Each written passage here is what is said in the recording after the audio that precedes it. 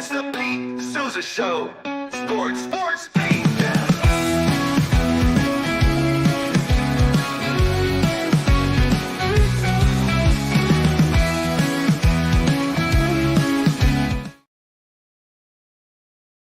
It is Wednesday. Pat McAfee has Aaron Rodgers Wednesday today.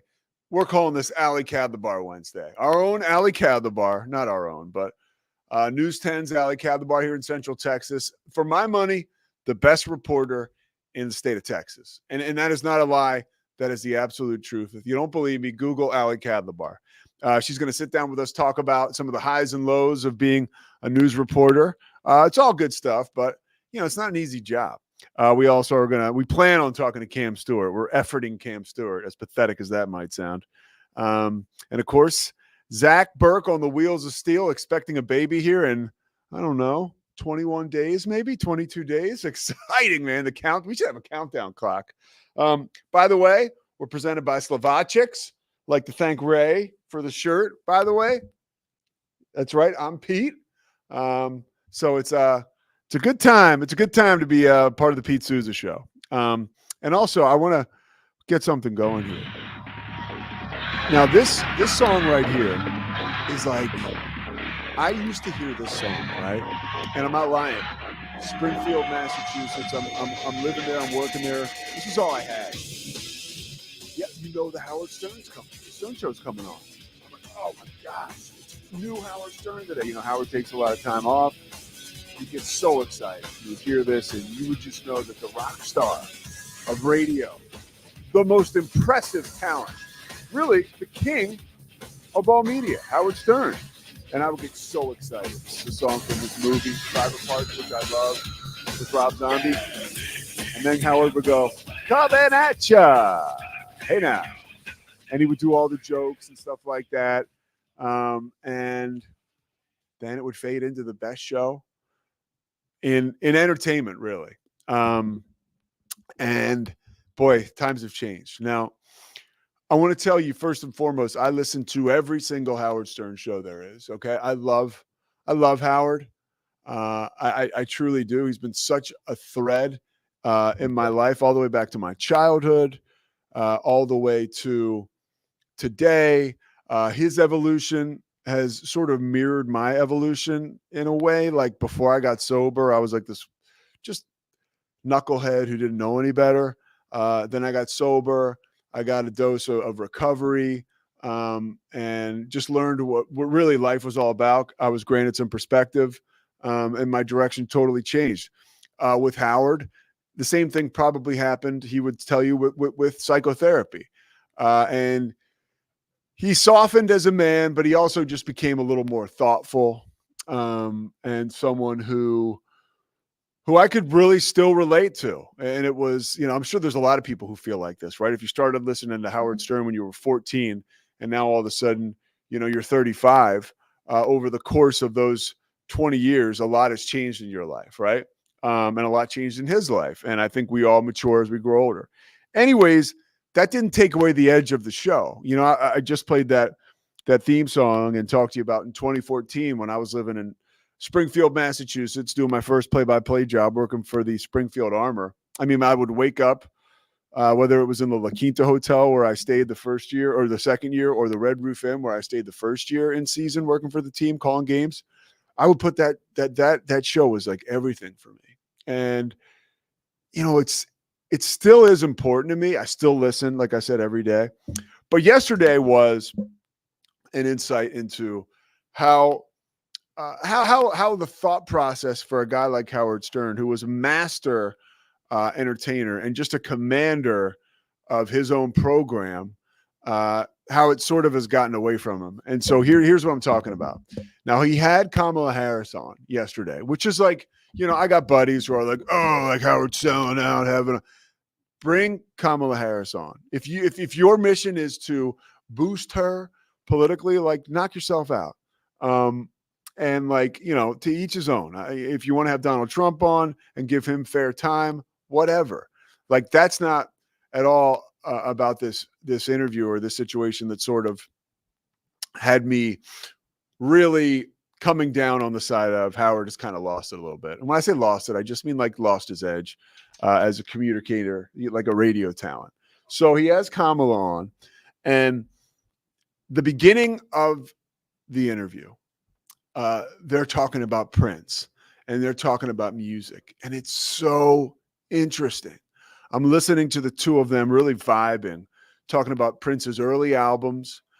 Kamala Harris talks about where her and her husband were, exactly where they were when Prince died, and how her husband liked a different type of music like Depeche Mode, and she loved Prince and all this, or she loved R&B and all this other music. But the one artist where they can meet in the middle was Prince, and they just hung out and listened to Prince's music all night long to like celebrate Prince. And I'm thinking to myself, wow, like this is effective. And what I mean by that is he's taking Kamala Harris and he's making her like super relatable.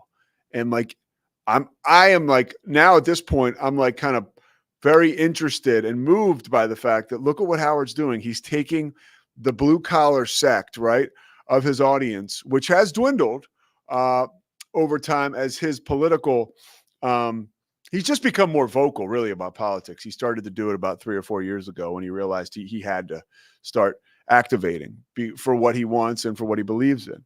But I feel like he lost his poise yesterday because early in the interview, I felt so connected to that conversation, and getting to know Kamala Harris was so cool.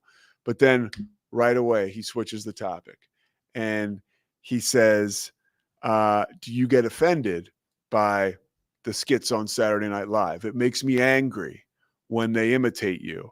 I feel like so much is at stake in this election. Now, again, I really do go right down the middle with politics. I'm not trying to say, oh my gosh, like, you shouldn't feel like that, right? He feels like there's too much at stake, like democracy is at stake, right? So that is a drum that he wants to bang. Unfortunately for him, and probably the overall purpose of the interview, I feel like there are a lot of people here, and you can say whatever you want, right? At this point in the election process, you should know who you're voting for. Well, guess what? Some people still don't, okay? And I will tell you this, someone like Kamala Harris becoming very relatable is certainly something that will sway folks that were really not even anywhere near thinking about voting for her. That may be okay. Like, wait a minute. She was on the All the Smoke podcast, right? And she mentioned being a stepmom. And all the Smoke guys asked her, they said, what is it like being a stepmom? What is that like? And she said, I always make sure that the stepkids, her stepkids, right? Her husband Doug's children, that she always puts mom first. Like if they're cooking, she'll tell the kids, or the kids will say, like, where'd you learn to cook like this? And then Kamala will be quick to be like, oh, like, here's where I learned to cook. And your mom is a good cook. She knows how to do this type of cooking. Or she'll always ask him, like, how's your mom? Like, that stuff is so relatable. And it's so interesting. Like, to hear Howard Stern and Kamala Harris talk about, like, and honestly, at times it almost seems sort of hysterical. I understand they're trying to make a point, but they had an opportunity. Certainly Howard did with his audience. That is, I don't care what anybody says. The blue collar guys still listen. Maybe not as much as they used to, but they still do. They're still out there, and some of them are still open-minded. And truth be told, a door or a window had kind of opened up a little bit to make her relatable and to talk about topics about her life, how she was raised, and that was missed. That opportunity was missed. And, it's, and my point goes back to where I started. Howard Stern is the most iconic broadcaster, probably, like, as far as I'm concerned, of my lifetime. And I will always be listening, reading. Dude, I got his book right up here, right? Like, I'd forgotten it was up here. Okay. Howard Stern Comes Again, and Howard's still hilarious. Like, he's still, when he talks, and again, he's still very related with his agita and his nuances and his crankiness. Like, I still love it. I love the show. He was giving Gary a hard time last week that Gary was standing out in the rain to watch. He watched, who was it? Boys to Men, and another '90s band, the Goo Goo Dolls. Gary Howard was like, "What are you doing out in the rain for these concerts, for these acts?" Like Howard's like, "I don't leave the house," and Gary's standing in the rain wearing a poncho. But anyways, you can tell I still am very. I adore the show still, but it was it was an eye-opening moment to be like, wow, Howard is he kind of lost it here. He had an opportunity where he could have taken the conversation and made it very humanizing for Kamala Harris and for voters who maybe had an inkling of indecision. And I think it almost took that effort backwards to the sect of people that were listening. So that was a bummer for me, and not like I give a rat's ass like about moving the needle politically, but truly I started on a jog when I was listening to it. And the very beginning, when they were talking about music and Prince, I was like, you kind of are running and you feel invigorated, like, wow, this is a cool topic. I'm interested in this. And then they started to go way deep into like policy, politics, and trust me, that is what is important. There's no question about that. But people understand the candidates and where they come down on that stuff at this point. What they don't understand are some of the interesting points, the details about candidates' lives and how they were raised. And I think like stuff like that can connect people. So yeah, I thought Howard really missed yesterday on that interview. And I really, not that he does not care at all. I mean, he thinks shows like this are, whatever, drive ratings and that makes you a real broadcaster. I like to think, because of work I do, he would consider me a real broadcaster. In fact, when I got a job here in Waco 7 years ago, I wrote to the show and he read my email on the air. I told him a true story. When I'm terrible at auditioning.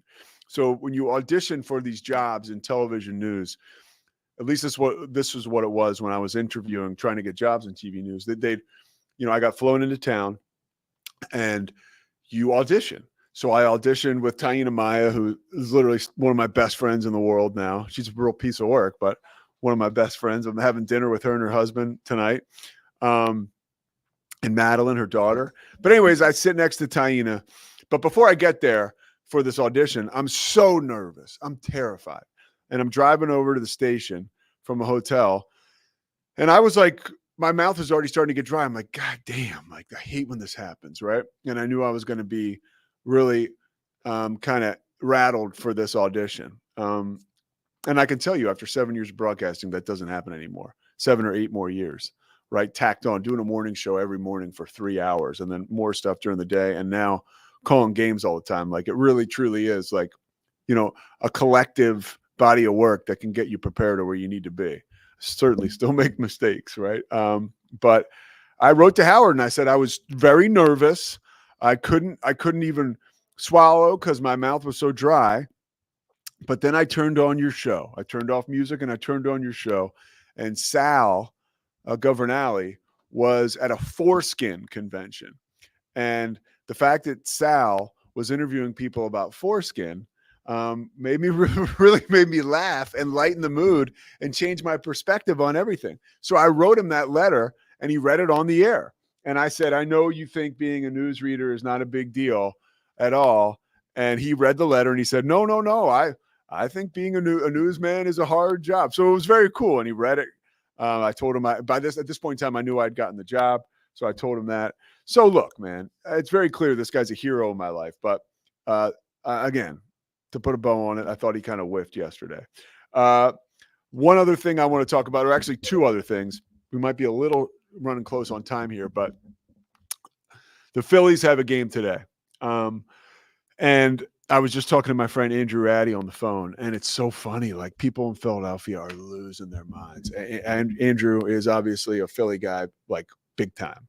I asked him what could they do to get better and to, surge ahead of the Mets in this divisional series. And he said, they get their heads out of their asses. That's what they can effing do. It's like, yeah, that's great insight, Andrew. because he said, I think they need a different approach. I said, what's the different approach? He said they could take their heads out of their asses. But there's a lot of fear in me today coming up on this game. The Phillies lose, they're eliminated. Even if they win this game, okay, and you take it back home to Citizens Bank Park for game 5, I still have a lot of fear around the magical Mets this year. And, if you told me a week or two ago that the Phillies would go to game 5 with the New York Mets at Citizens Bank Park, I'd say no problem. Now it's much different. There's something going on with the Mets that I want no part of. And right now it looks like the Phillies don't either.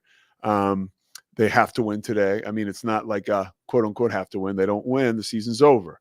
And one of the brighter things my buddy Andrew just said is that the Phillies should walk to the World Series. They should, and they should. They have such a good team. Kind of fiddling with the rotation by manager Rob Thompson was like sort of interesting. Like, why wouldn't you just go with Nola in game 2 after Zach Wheeler in game 1? They didn't do it, and they lost it. So we'll see what happens. They lost game 1, but you get what I'm saying. We'll see what happens with the Phillies. I'm very much looking forward to today's game, even though I'll probably watch it with one eye closed. And then today, Aaron Rodgers was on the Pat McAfee show. That is fascination 101 for me, where we have shifted to in the world of sports media, where Aaron Rodgers, everyone is waiting with bated breath. What is going on? What's Aaron Rodgers going to say? Warren Sharp, who, like, whether you like him or not, the guy is like dialed in and sourced up with the football world. He tweeted out yesterday that Aaron Rodgers got word that Robert Saleh was going to fire Hackett, who obviously the offensive coordinator, who's buddies with Aaron Rodgers, right? I mean, very close. And Aaron Rodgers calls Woody Johnson and says, hey, if Saleh's going to fire Hackett, like, that cannot happen. So what happens? Robert Saleh gets fired. Now, again, Warren Sharp, pretty sourced up, right? A guy who knows a lot about football. I'm better off as a football fan for a guy like Warren Sharp being in my life. But Aaron Rodgers was on Pat McAfee today, and that point came up, and Aaron Rodgers was like, I resent anyone out there saying that I had anything to do with this. And he talked about the human approach to life, that Robert Saleh has a kid, and, people's lives really change. And he even went so far to say, and this is when I felt like, okay, he broke through to me. He said, look, on days like this, or days like yesterday, when you get word that something like this has happened, you really start to think about, wow, like things that I did on Sunday led to this move, led to this major shift in this guy's life. He said it's a tough business, but when you start to think, man, I had opportunities that I missed that could have changed the outcome here of the situation. He said you start to really beat yourself up about that. And it was awesome. Right before the interview, Pat McAfee says to AJ Hawk, which I like these guys keeping each other honest. Pat McAfee's like, he might come on here and say, yeah, I wanted it done, and that's what we had to do. And AJ Hawk was like, is that what's going to happen? You think that's what's going to happen? It's like, no chance. But lastly, in this situation, it's amazing, like I started off with, where we are now in the world of sports media, journalism. Really, obviously, at the middle of this story is Robert Saleh. But at the middle of any story with the Jets, really at the core, is Aaron Rodgers. And we didn't hear a peep from him until a scheduled appearance on the Pat McAfee show that happens weekly, where this guy is going to come on, and whatever is out there, he is going to approach it head on and address it. Like, if you think Aaron Rodgers is a freak, like, that's your business and your opinion. One thing I can say is I appreciate the guy and his transparency and the fact that he shows up for this show. And sure, maybe it's his buddy, AJ Hawk and Pat McAfee, but he's out there and he's answering questions and he's saying stuff that he believes in. He's not just giving the company line. Like, and there's consequences publicly, maybe, which he swears he doesn't care about, to certain things that he's going to take stands on, whether it's a vaccination, or whether it's ayahuasca, or whether it's a trip to Egypt where he's going to miss OTAs. The guy doesn't bullshit us. So that's why today I believe every word of what he said. And it's pretty cool to see how things are changing. And I think it's kind of silly to take it all the way to like the, ain't no fun when the rabbit got the gun type stuff. Like that's not what this is. It's just a different medium in which these athletes are able to get their message out. And it's pretty interesting. I think journalists now have adjusted to it. They understand it. It is what it is. And let's be honest, it makes sense. Like it makes perfect sense. I still want, obviously, access to locker rooms after games. I still want guys like Mike Vaccaro writing for the New York Post. Shit, I'm pissed I can't find Peter Vesey anymore. Like I still want guys going into locker rooms, stirring shit up and finding out what's happening. But I can't begrudge Aaron Rodgers for making appearances on Pat McAfee's show, a place where he knows he'll have the opportunity to get the message out. And he doesn't duck questions. And McAfee does a very good job of asking him the hard questions. And I don't believe there's anything, it's not like a setup. I don't think they plan it out or anything. I just think they go with it. That's my opinion at least. Ali Kadlabar. She doesn't have too many opinions, but she's got some amazing stories. The Pete Sousa Show, powered by the Rogue Media, coming back on an Ali. Like I said, McAfee's got Aaron Rodgers Wednesday. We got Ali Kadlabar Wednesday. We'll be right back. It's the Pete Sousa Show. Sports, Pete.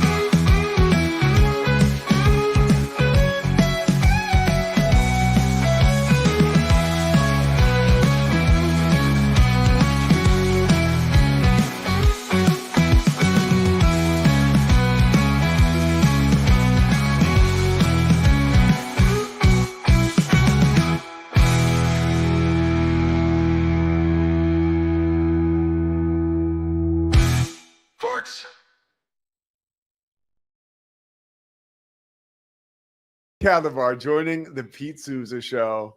You're exactly where you should be right now. I feel very content for the first time today. You just had a big birthday? I did. I'm a quarter. You're 25 years old. I'm 25 But years why old. did you? So you go to Las Vegas with your boyfriend Jared Mm-hmm. and another friend or something. Well, my friend lives there.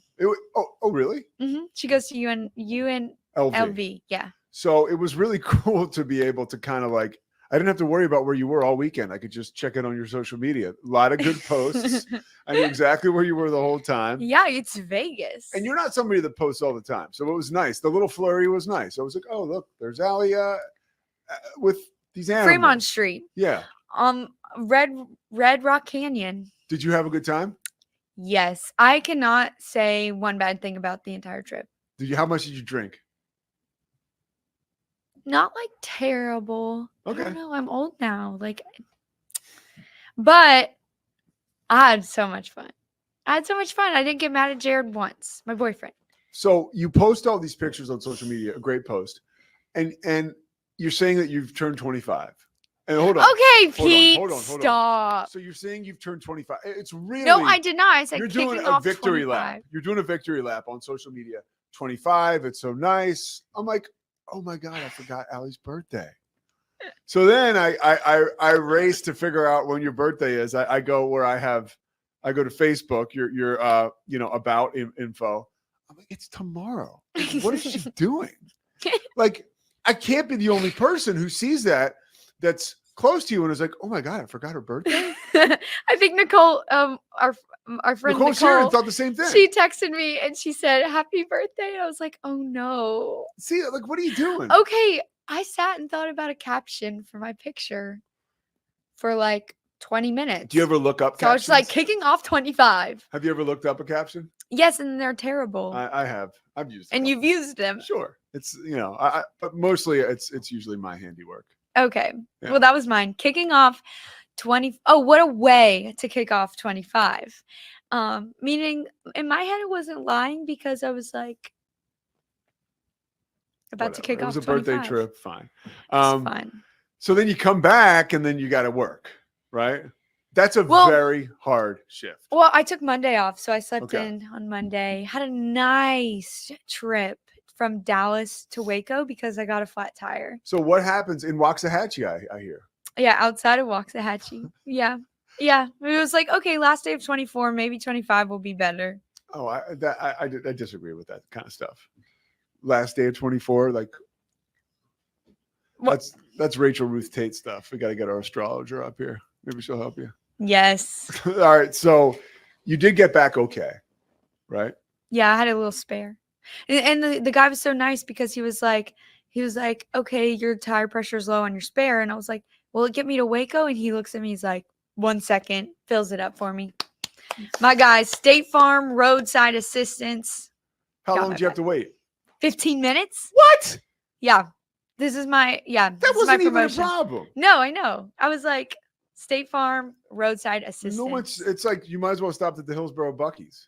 It wouldn't have been any different. 15 minutes is nothing. Mm-mm. All right. So again, I don't know why we're feeling bad for you, but anyways, you get back to Waco, you go to work. I want to talk to you about some of the work you've been doing recently. The Heart of Texas Fair and Rodeo is in town. You do a lot of work over there.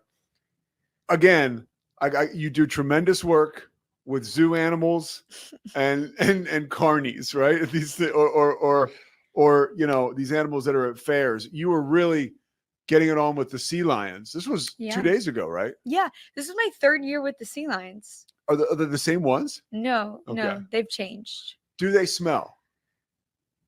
I mean, answer the question. Yes. Okay. Yes. And you get pretty close to them, right? Yeah, they're like all over me. But I love them. They're so sweet. But you don't notice the smell until afterward. Like until I was like in my work car and I was like, I gotta go home and shower and like just wash my hair, take off my makeup, redid my makeup, it's the whole thing. You were doing a conga line. Yes.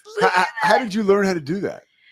The trainer there, she like guides. That was Lily. Lily was the nice one. She guides the sea lions with like some kind of motion. I know this means speak. But anyways, and it's like these sea lions are 150 to 200 pounds. So all I feel is like all of this weight on my hips. And I'm like, how am I supposed to walk? Like I almost got toppled over. That was core strength exercise, honestly. That was a really good little segment. Thank you. I love the sea lions. I planned this 3 weeks ago for my birthday. I was like, if I'm working on my birthday, I'm working with the sea lions because yeah, exactly. Or what's the point?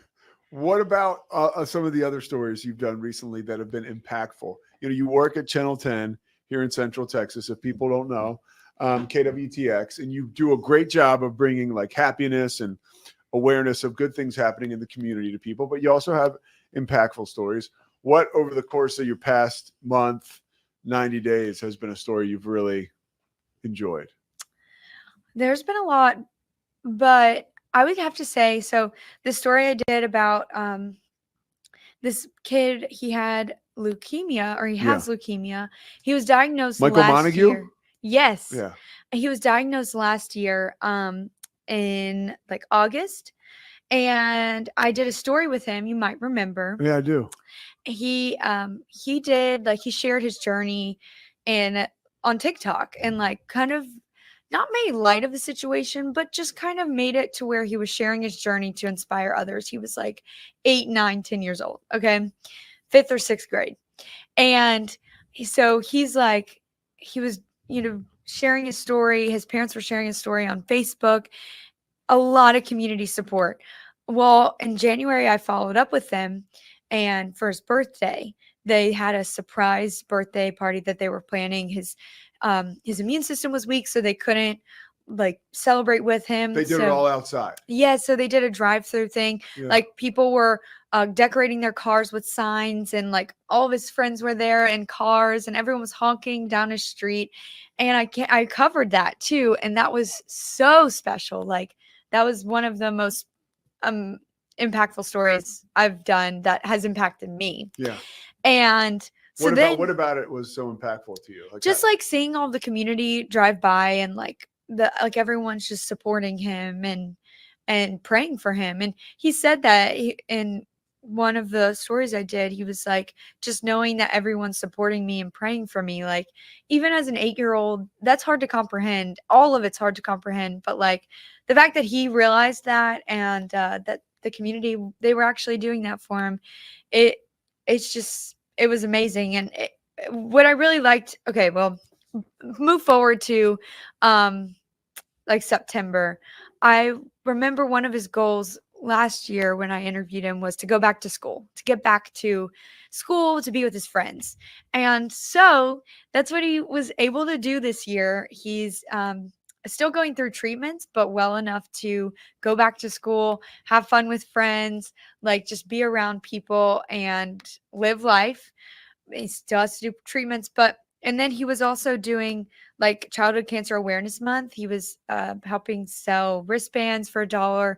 That money was going to research for childhood cancer. So like I reached out to his family, just like, hey, just wanted to check in, see how y'all were doing. And they were like, oh, well, he's actually doing something for Childhood Cancer Awareness Month. And this hits close to home for a lot of people. I feel like a lot of people know somebody who has a child who's going through something like this, unfortunately. I mean, at KWTX, we see it all the time, and it's so sad. And I know my distant cousin, but still my cousin, she was diagnosed with leukemia in January. So it's just seeing how he went through it. He's doing better now. Of course, that's not the case for everyone, but being able to share that and have him share that, that was so special to see the full circle moment. And of course, he can't ring the bell until 2026 because then hopefully he'll be cancer free. But just truly inspiring to see how he didn't give up. He didn't, get down. Of course, there were rough days, but he stayed pretty joyful from what I could tell on social media and all of the posts. And as an 11-year-old, he is fighting cancer and he's kicking butt. So I don't know. I was like really moved by this. Well, it's good I appreciate as a viewer now, like someone like you, a reporter who will follow up on stories. There's really nothing better than if you're a loyal viewer of a certain network or news program, then you see all the coverage. And it's a habitual thing, especially for morning viewers. So they probably saw the story in January.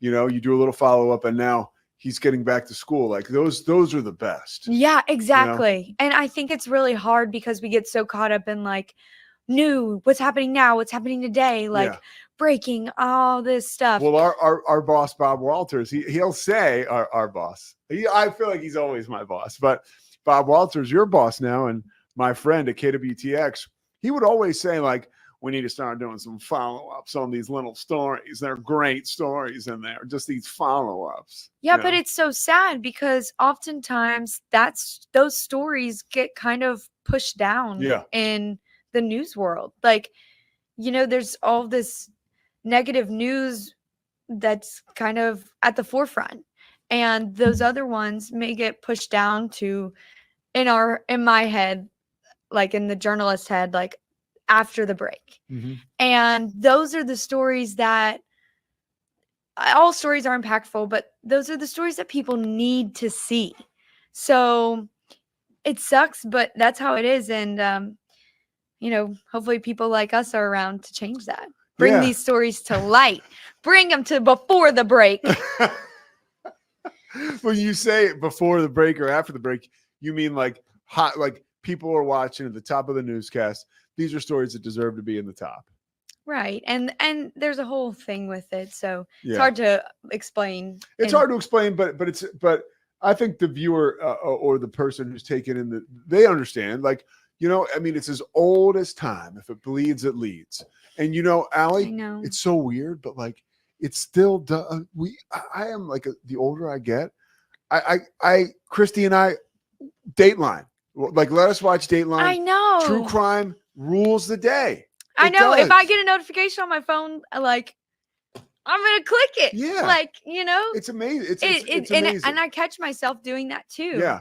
But I think there's a balance to it. Yeah.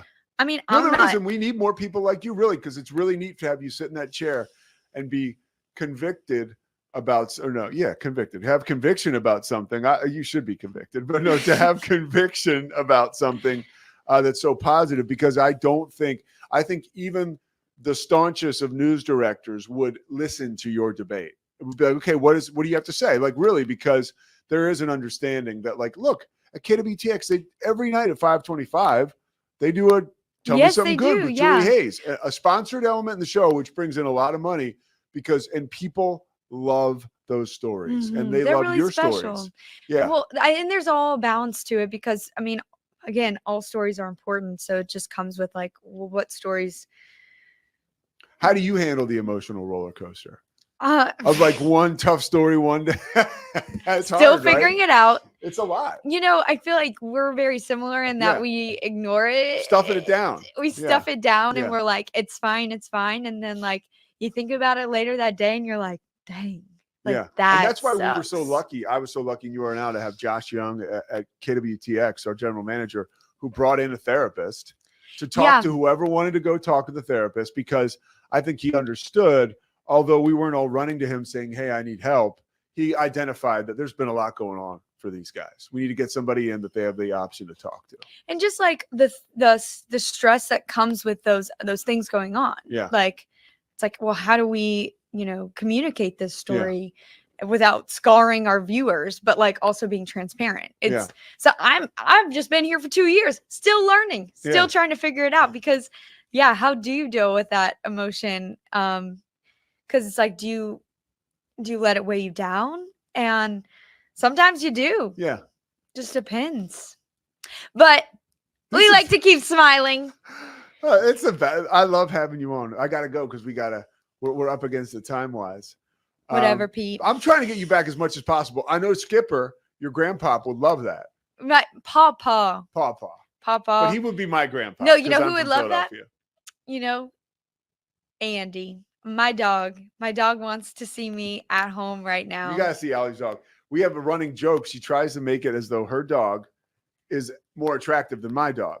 And there's no chance of that ever being the case. Start a poll. We should start a poll. Maybe I'll throw something up there. Oh my gosh. I'm Sadie versus Andy. All right, Allie, it's over with. People can't see. People cannot see that. Sadie versus Andy. We're going to put a poll up. Let's bring the dogs here. Allie, so you're going to be back with us next Tuesday. All right? Okay. We'll see you then. Wait, I have a hair appointment. I'll let you know.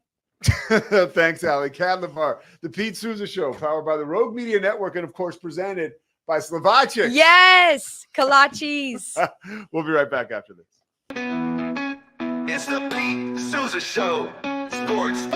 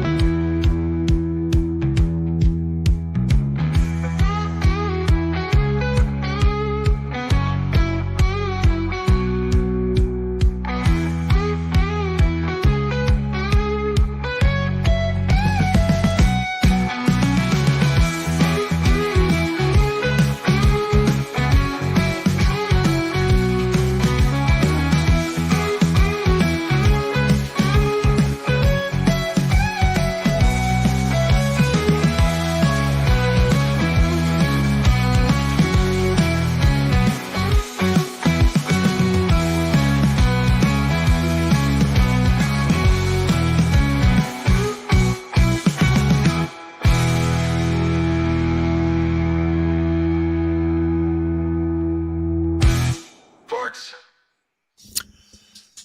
The starting quarterback for the New England Patriots, Right here. Drake May, Oh. not you. I thought I was dreaming for a bit there. Your thoughts on the big move? We talked a little bit on your show, but That would be a nightmare with this offensive line. No, I'm here for it. I'm here for it. It's like, how much longer were you going to wait?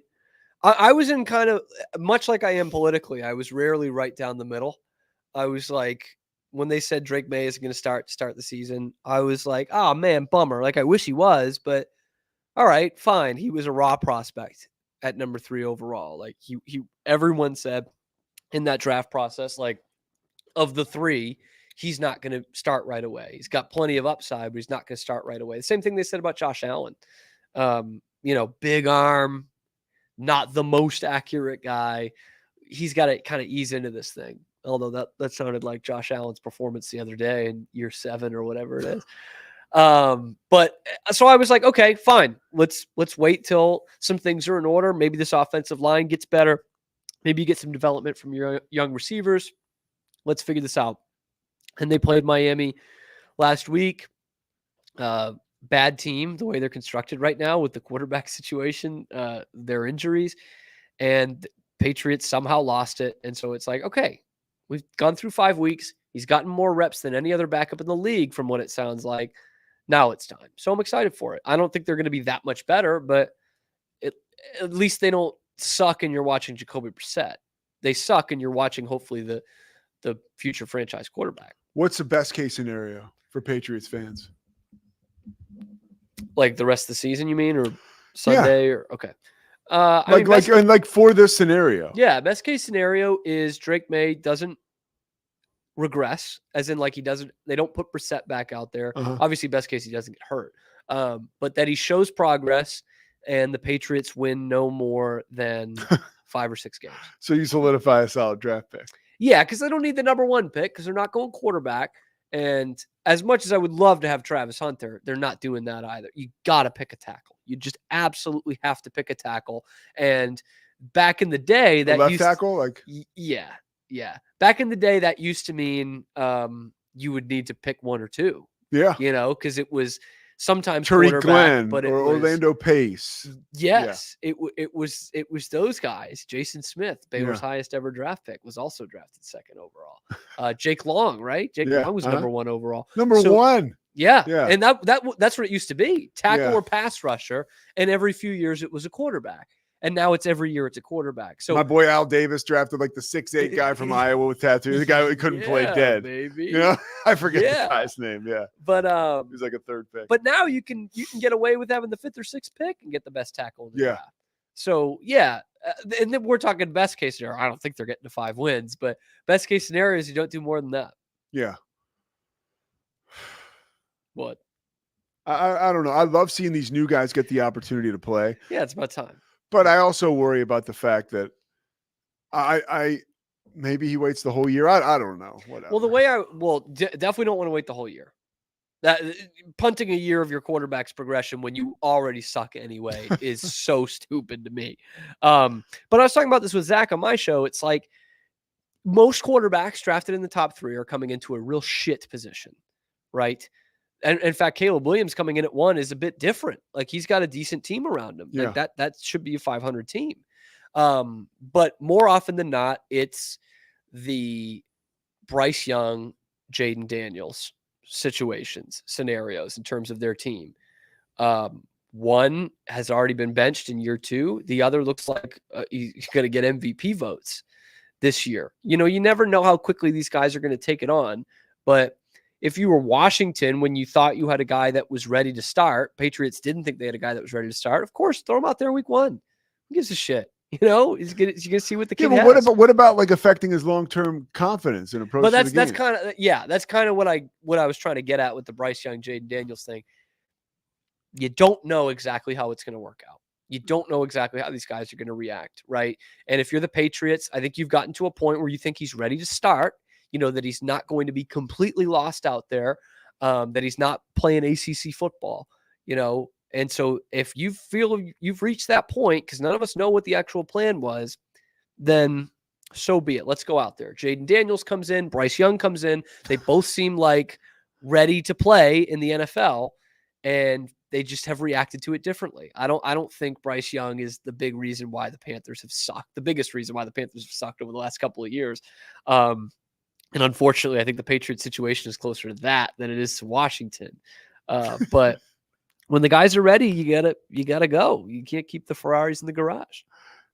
Cam Stewart, ESPN Central Texas, a member of the Rogue Media Network. He's doing everything. Trust me. He's My all God, over the man. place. Do you have a football game this week? You do. Yep. Next 6 weeks at most. So China Spring. Yep. Who do they play? Conley, Ooh, the Conley Cadets. that's a good one, I would imagine. Yeah. Yeah? No, Conley's pretty good. This district, Pete, is cool. It's fun because it's Yeah. all the local teams, local suburban teams, which it was for decades, and then they got away from with realignment. Like the last couple of years, China Spring's been playing La Vega, who is local, but like Stephenville, Yeah. which is kind of cool, but also you got to go Art down to Briles? Stephenville. It's 2 hours away. Yeah, Art Briles, Brock Holt. For my Red Sox fans out there, Kevin Cobb, Jarrett Stidham, all Stephenville. Jarrett Stidham, Stephenville. Yeah. Wow. Yeah. When I was a senior in high school, we were the same class in high school. Basically, the top 2 quarterbacks in the country were in Texas, and it was Kyler Murray at Allen and Jarrett Stidham at Stephenville. Wow. And Baylor getting him was a big deal. And obviously it didn't work out. When But you yeah, got to Stephenville, Baylor, what year was it when you got to Baylor? 2015. Okay, so Last year, Briles. now was he relieved in the middle of 2015 or 2016? Yeah, I had just finished finals like a week before. It's like May of 16. So May of 16. Yeah. Okay. And then It went from from when I went to orientation, June of 15 to 11 months later, Baylor had gone from literally one of the hottest schools in the country to third rail. like toxic. Like who would send their kids? I'll never. I was living in Charlotte at the time, and I remember Charles Barkley was on some kind of interview show, and he talked about Baylor and was like, whatever's going on there, like the systematic raping of college women. I was like, whoa. He's like, that is like, you got to just like burn it down, like start over. I remember thinking, and right, wrong, or indifferent. Yeah. I remember thinking like, wow, Charles Barkley is mentioning Baylor and talking about the system. I was like, whoa. Stephen A. Smith did a whole rant in front of the screen. Never send your daughter to Baylor. This, that, and it was awful. And also, what happened? Did you think of was transferring? Awful. Yes and no. I mean, no. I loved Baylor. I had to look at other schools because I thought I was going to flunk out. But that was a different scenario. Yeah. But it was a very weird feel on campus. I'm not saying that we were the victims here, but Yeah. like it was bizarre to, like go to an airport and wear your Baylor sweatshirt. And like it got looks and comments and snarky comments and people thinking that I would also find it funny. And it was really, really weird. And like going back home to Massachusetts, people find out you go to Baylor, they don't know much about Baylor. And that's what they know about. So yeah, it was a complete systemic failure. That's why, like, I don't mean to be this guy, but no, I think it's interesting to have this discussion. Because I'm a Baylor guy. It's a college problem. Yeah. The way women are treated, women students are treated, and in athletic departments, in the campus as a whole, it's a problem all over our country. But yeah, at the Baylor situation, it was a complete failure. I mean, and like the all the way behavior around that was documented was just abhorrent. Yeah, and we'll probably never know how much of it is actually true, but it's one of those things. Like there was a fire here. There was plenty of smoke, but there was a fire. And how culpable do you think Briles was? That's an interesting point that I was actually going to just get into, because now we'll hear from plenty of Baylor people, total scapegoat, BOR, Border Regions absolutely screwed him. This university screwed him, yada, yada. And I've said this before on the podcast, like by the very definition of the word scapegoat, Art Briles is something of a scapegoat. You're around college football programs, though. I mean, the way the head coaches are plugged in, there ain't a damn thing that happens without them knowing. Yeah, like big time college football schools. But I will say there's another side to that argument, by the way, or that debate. that you Okay. go ahead first. I was gonna say I don't want this to sound like a defense of Art Briles, but Yeah. there's a blame pie, and it's not all on him for sure. Like it's in fact university wide, not just the football, not just the athletic department, but it was football, athletic director, university president, a lot of other people involved that probably did get off scot-free, but those 3 people are fired. They cleaned house. They really had to change Baylor's reputation in a way that we're still seeing. But yeah, it was bigger than the football program. I think that was the decision that they needed to make. I thought that was kind of, casualty of war almost, if nothing else. Like, you got to fire the guy. Yeah. I understand. and Yeah, also yeah. I would say there's some culpability with some people in Art Briles' family who are on that staff who are still having coaching jobs. TCU OC is Kendall Briles, his Yeah. son. Jeff Lebby, his son-in-law, is the head coach at Mississippi State. And when Yeah. we saw those text messages from the report, like, they were coming from those guys, and those guys were the ones showing players around. And it was abhorrent. It was awful. Like not something you wanted to have linked to your university. But yeah, it's interesting to look back on 8.5 years later. Yeah. And again, not a defense, but with all that we heard throughout that time, I think there was only 2 convictions. And, you hear about gang rape by football players and, all these different accusations of 20 or 30 players. And it didn't end up being that. It was still an issue, though. Yeah. Like, big time. What about the turnaround? Well, first of all, a couple more things. So, Yeah. who got convicted? Was it Sam Ukwachu and Tevin Elliott. and Tevin Elliott? And, Yep. and And Sean Oakman had a high-profile case. He was going to be a first-round But he pick. got off. He was found not guilty. So, if Sean Oakman, God bless, if he was that good, he would have played. He'd be playing in the NFL. I don't believe he was that. It got dragged out. I did hear from somebody in NFL scouting service that he was not a great guy. That's There was problems. I mean, he got kicked out of Penn State. yeah. And there were issues there. And I think that was kind of the thing that the people within the university who made that firing of Art Briles will still kind of feel comfortable about, was that Art was bringing in some seedy characters.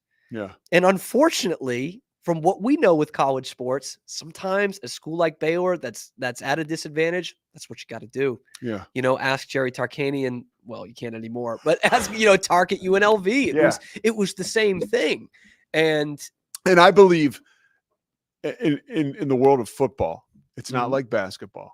You're not talking about, I was talking to King McClure about this, about how special Jay Wright is and about how special Scott Drew is. You have these universities who have a real certain standard. Yep.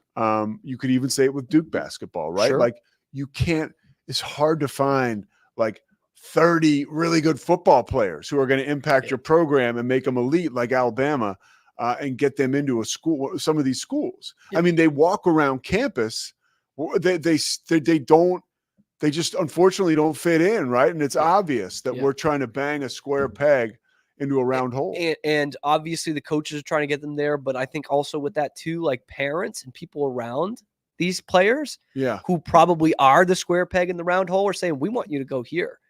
It's a good school, very good school, Christian education. You'll stay out of trouble here. And unfortunately that happens a lot. What's not to like about Art Briles at face value? I mean, at the time, absolutely. I think he should. So here's some frustration that I have.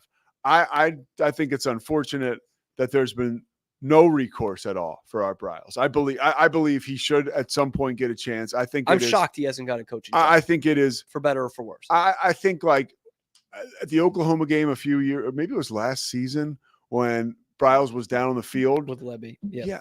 And people were like losing it. Yeah. Like, the thing I think about Art Briles is, like, I think, did he not own it? Is there something I don't know? Did he really, like, how come he hasn't gotten another chance? It's a toxicity thing. Like, it's just people still remember the name. I think that's what it is. I'm still very surprised. Bobby Petrino is coaching at Arkansas. Rick Pitino is coaching. You know what I mean? Like, these guys, time heals wounds for these guys. And he was an excellent football coach. And the way I feel about Art Briles is, like, did he deserve to be fired from what we know? Probably, yeah. Oh, yeah, I think so. But I also don't even, maybe this is the good Christian in me. Like, I think he was a good guy who lost his way Yeah. and just let some things go that he shouldn't have let go. I'm not saying that makes it an okay thing, but I don't know that Art Briles is an evil person. You know what I mean? I think not at all. he lost his way a bit, and maybe he trusted some people. But has that he not shouldn't have. asked for forgiveness? See, that's the problem sometimes. I think, to be honest with you, I think Art's probably played this pretty well. Yeah. He hasn't been in the public eye. It's not like he's doing sit-down interviews. He hasn't wrote a tell-all book. It's not exactly Pete Rose. No, that's a good point. That's a really good point. Yeah. And he has not been out there saying at every turn, whenever there's a camera in his face, I've been railroaded. Yeah. In fact, he had to resign from I think the CFL Dude, job. there was a CFL job. He was going to get a job at Grambling State. Yeah, with Hugh Jackson. Yeah, he got railroaded there. There was a couple times where he just was like, he had jobs and it was like, you got to go back. So like the sympathy can only go so far, but I am surprised. And I do genuinely believe that maybe it's naive in my heart of hearts that I think he's a good guy who did a I want to see one thing, and I got one more question go. for you. I want to get an age on Art. He's getting older, man. Almost 70? 68. Yeah. So, okay, he certainly can still coach. There's no question there.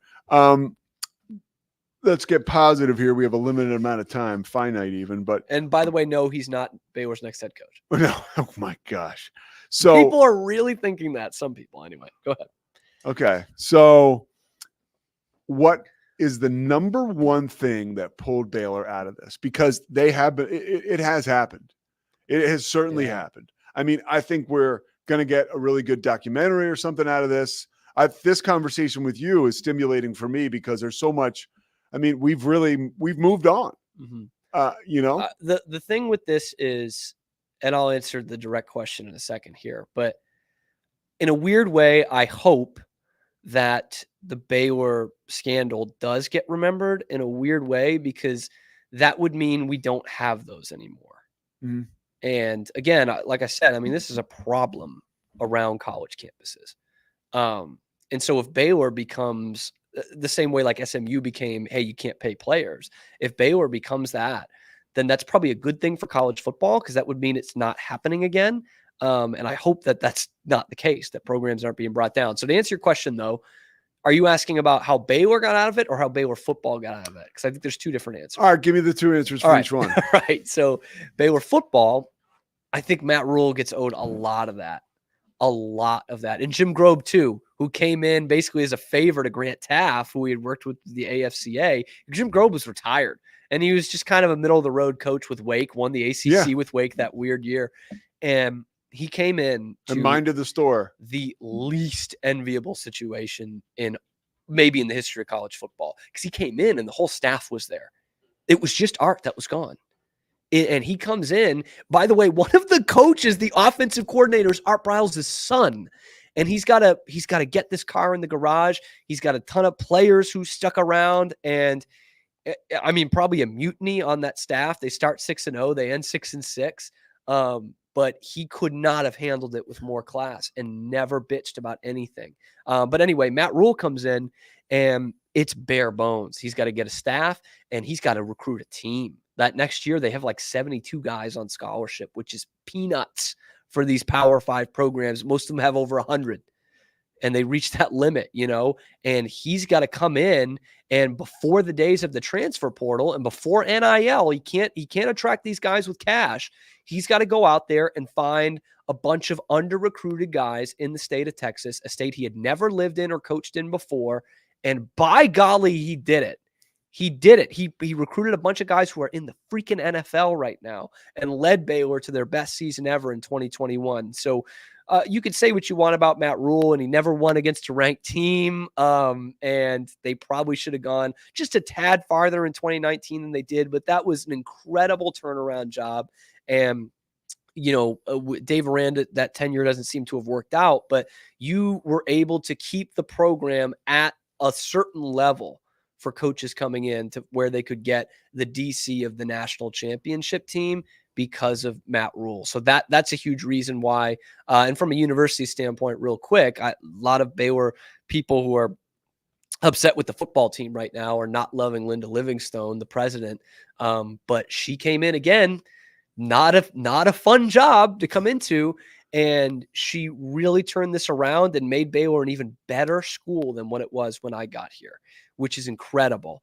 They've got R1 status, which is a huge thing, research institution. Not many small private schools have it, and not many outside of the Ivy League, right? Like TCU, you look up the road, similar school, they don't have it. And she got that. She got better facilities on campus, got a ton of money donated, actually utilized athletics as a tool, a marketing money. tool. Yeah. And I mentioned this, I think this is amazing. I started at Baylor not even 10 years ago. When I got here, there was nobody from New England, nobody from Massachusetts. It was almost 70% Texas as the student population.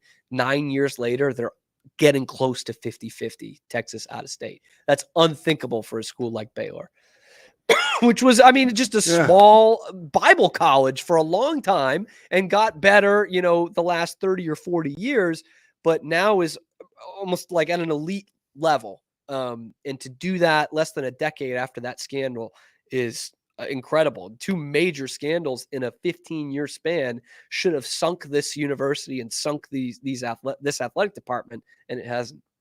Cam Stewart. That is a very, very interesting Maybe conversation. I'll write it. I don't know. Maybe you will. All right, Cam Stewart. You can catch him today, ESPN Central Texas. Catch him tomorrow right here at 11 a.m. on the Rogue Media Network. Pete Sousa Show, powered by the Rogue Media Network, presented by Slovacix. Thank you for the shirt, Ray. I'm going to be wearing it all day, and I'm going to be wearing it again in the future. Many, many times over. We'll be back tomorrow. Thanks for joining us. It's the Pete Sousa Show. Sports, Pete.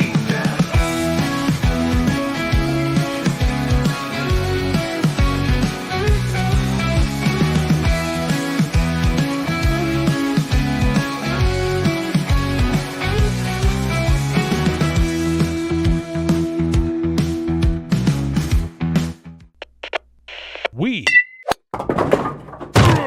are Rogue Media Sports.